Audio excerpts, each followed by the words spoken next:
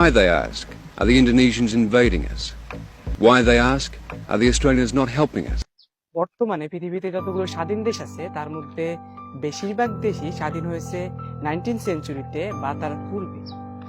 কিন্তু এশিয়া মহাদেশের মধ্যে এমন একটা দেশ আছে যেটা স্বাধীন হয় আজ থেকে 23 বছর আগে 21 সেঞ্চুরিতে। এন্ড এই দেশটা এশিয়া মহাদেশের সবচেয়ে নতুন দেশ। So, আজকের এই ভিডিওতে আমরা জানবো এশিয়ার সবচাইতে কম ভিজিটেড দেশ তিমুর লেস্ট বা ইস্ট তিমুর সম্পর্কে। এবং এই দেশটার একটা ভয়ঙ্কর হিস্টোরি আছে যেটা এই ভিডিওর শেষে দিয়ে বলবো। সো দেরি না করে আজকের ভিডিও শুরু করা যাক।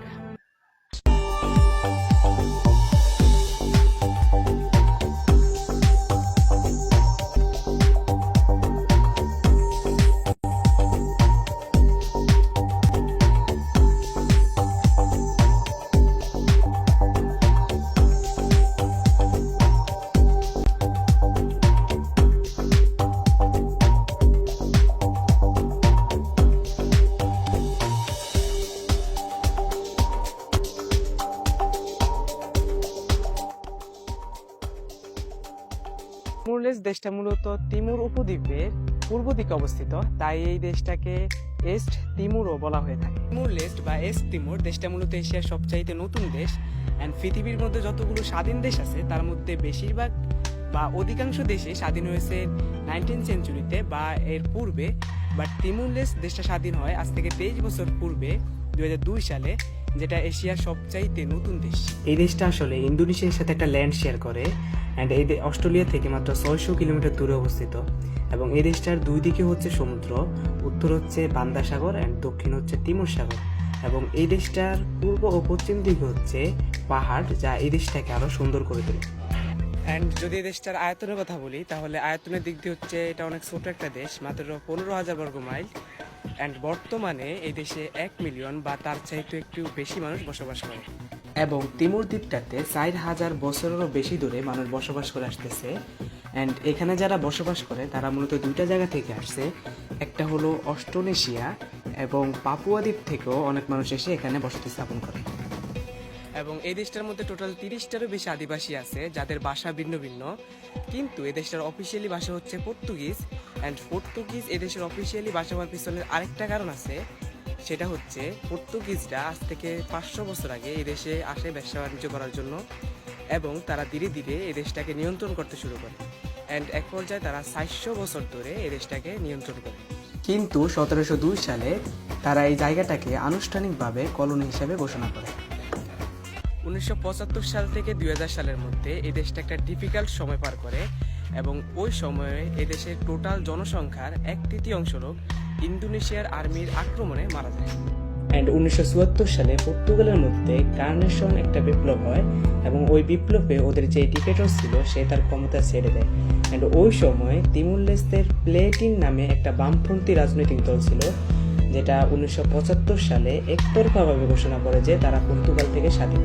অ্যান্ড এই ঘোষণার মাত্র 9 দিন পরে ইন্দোনেশিয়ান আর্মি 1975 সালে এই দেশটাকে দখল করে নেয়। এর কারণ হচ্ছে তারা মনে করেছিল ইন্দোনেশিয়ার মাঝখানে যদি আরেকটা দেশ হয় তাহলে সেটার সাথে তাদেরকে পাল্লা দিয়ে চলতে হবে, তাই তারা এই দেশটার উপর আক্রমণ করে এবং 25 বছর ধরে এটাকে দখল করে রাখে।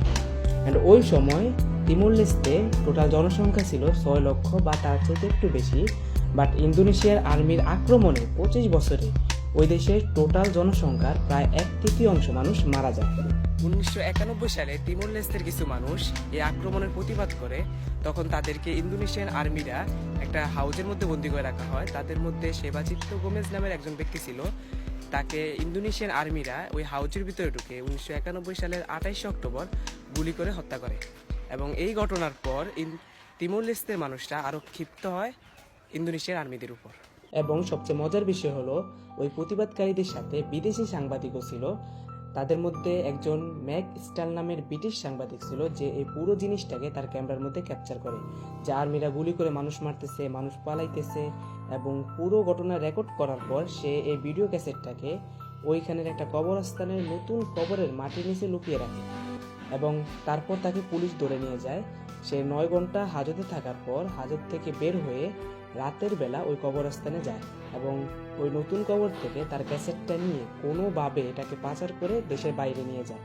এবং যখন সে ক্যাসেটটাকে দেশের বাইরে নিয়ে পাবলিশ করে তখন পুরো পৃথিবীর মিডিয়া এই ভিডিওগুলা মানুষদের কাছে পৌঁছাইতে শুরু করে অ্যান্ড পুরো পৃথিবীর মানুষ জানতে পারে এই হত্যাকাণ্ডের ব্যাপারে।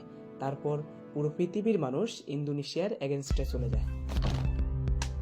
দেন 1999 সালে ইন্দোনেশিয়ার সরকারের পতন হয়ে ইন্দোনেশিয়াতে নতুন করে গণতন্ত্র শুরু হয়। তারপর 1999 সালে জাতিসংঘ তিমুর লেস্ট বা এস্ট তিমুর দেশটাতে গণভোট করে, যেখানে তিমুরের লোকাল মানুষেরা ইন্দোনেশিয়া থেকে স্বাধীন হওয়ার জন্য ভোট দেয়। এবং যখন স্বাধীনতার ঘোষণা করা হয় তখন যারা স্বাধীনতা বিরোধী ছিল তারা তিমুর লেস্ট দেশটাতে গৃহযুদ্ধ তৈরি করে, কিন্তু ইন্দোনেশিয়ার মানুষেরা এই গণভোটকে গ্রহণ করে নেয়। দেন অস্ট্রেলিয়াতে থাকা জাতিসংঘ শান্তিরক্ষা বাহিনীর একটা দল তিমুর লেস্ট বা এস্ট তিমুর দেশটাতে আসে এবং এই দেশে একটা নাগরিক সমাজকে পুনর্গঠন করতে সাহায্য করে। এবং অনেক কষ্টের পর 20 মে 2002 সালে তিমুর লেস্ট বা এস্ট তিমুরকে আন্তর্জাতিকভাবে স্বাধীনতার ঘোষণা দেওয়া হয় এবং এরপর থেকেই তিমুর লেস্ট বা এস্ট তিমুর হয়ে যায় এশিয়ার সবচেয়ে নতুন দেশ। অ্যান্ড ভিডিওটা যদি ভালো লেগে থাকে তাহলে অবশ্যই শেয়ার করে দিবেন অ্যান্ড এরকম হিস্টোরিক্যাল ভিডিওগুলো দেখতে চাইলে সাবস্ক্রাইব করে রাখবেন চ্যানেলটি।